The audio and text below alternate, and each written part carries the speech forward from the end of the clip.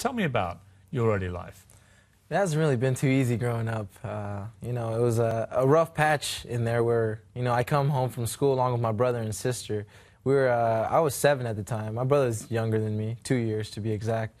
And that day, it was just like, for me, it was a normal day. I was rolling up my hand wraps to get a ride to the gym from my mother. And my mom never came home. I actually still remember watching Power Rangers, the TV show that they had.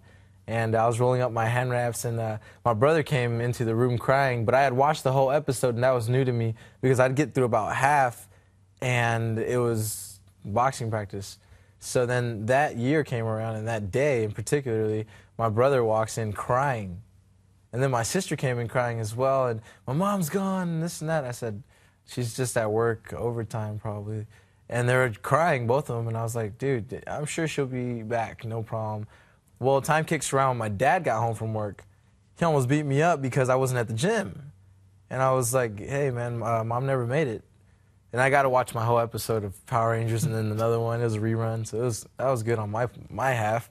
But my brother and sister were crying pretty bad, and my mother never came home. And then just years gone by, and I finally accepted the fact that, hey, man, my mom walked out, so it got really tough. Your father did too, right? Yeah, he walked out 4 years later.